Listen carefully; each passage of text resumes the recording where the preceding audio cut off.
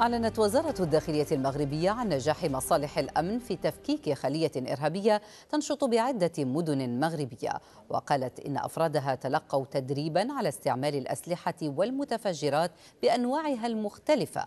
وجاء في بيان للوزارة أنه تم إلقاء القبض على معتقل سابق بموجب قانون الإرهاب على إثر الاشتباه في قيامه بالتنسيق على المستوى الوطني لعمليات جمع الأموال وتجنيد المتطوعين للقتال ضمن خلايا إرهابية مرتبطة بتلك التنظيمات. للمزيد معنا من الرباط عبد الرحمن مكاوي الأكاديمي المتخصص في الشؤون الأمنية. سيد عبد الرحمن، يعني بين الفترة والأخرى يتم الإعلان عن ضبط مثل هذه الخلايا، طبعا الموضوع يتم في وقت يتم الحديث عن مبادرات ما زالت متعثرة لتسوية ملف المعتقلين السلفيين الإسلاميين. هل تعتقدون بأن هناك خيطا رابطا بين هذين الموضوعين؟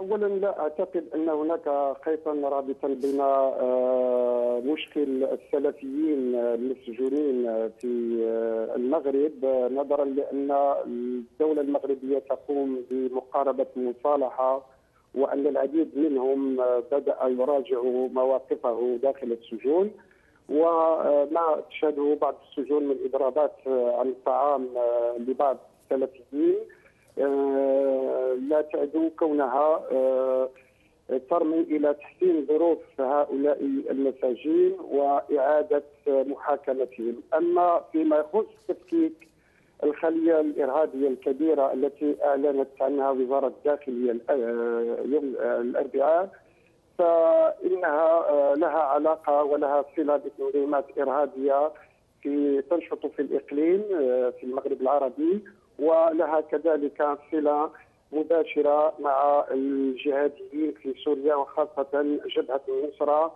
وحركة شام الإسلام التي يتزعمها إبراهيم بن شكرون وهو مغربي الجنسية، وكذلك محمد مزوز الذي ينطق باسم جبهة النصرة في الشام وفي دمشق على الخصوص. نعم سيد عبد الرحمن، تشير إلى جماعات تنشط حاليا، لكن هذه الجماعات أو على الأقل مثل هذه العمليات شهدها المغرب منذ سنوات عديدة لا تقل عن 10 سنوات، والجميع يستذكر ما حدث في مايو من سنة 2003.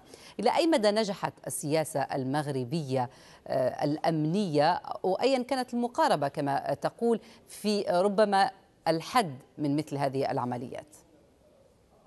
اولا نجحت المصالح الامنيه بجميع اطيافها في تفكيك العديد من هذه الخلايا.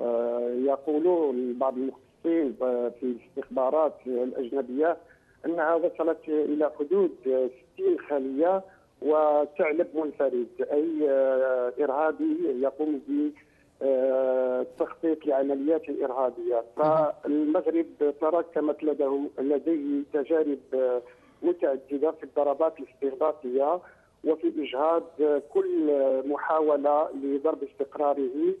فالتجربة المهنية لدى المصالح المغربية من درك ملكي ومن مديرية مراقبة التراب الوطني ومن شرطة قضائية، تعاون كافة الأجهزة يعني في إبطال مفعول هذه الحركات الإرهابية. هناك عنصر ثاني يلعب في نجاح هذه المصالح الأمنية، وهو يقظة المجتمع في مساعدة وإبلاغ وتبليغ السلطات العمومية لكل تحركات هذه الحركات، إضافة إلى قلت إلى المهنية الكبيرة التي يتوفر عليها وتتوفر عليها الأجهزة الأمنية بمختلف أطيافها.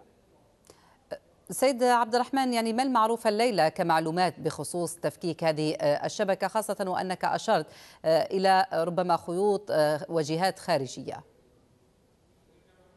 يعني الجديد وهو أن عدد المعتقلين وصل في حدود اليوم إلى 35 معتقل، أفرج عن الكثير منهم بعد التحقيقات والاستنطاقات التي قامت بها الشرطة القضائية، وأن هذه الحركات أو هذه الحركة الخالية الكبيرة التي تم تفكيكها جاءت بعد النداء الذي قام به السيد محمد مزوز المعتقل السابق في غوانتنامو والناطق الرسمي في جبهة أشكرك. النصرة للجهاديين المغربيين بالمجيء إلى سوريا لمقاتلة بشار الأسد والجيش النظامي وحزب الله وكذلك وضح تماما. حركة. أشكرك جزيل الشكر وأعتذر منك. عبد الرحمن مكاوي الأكاديمي المتخصص في الشؤون الأمنية كنت معنا من الرباط.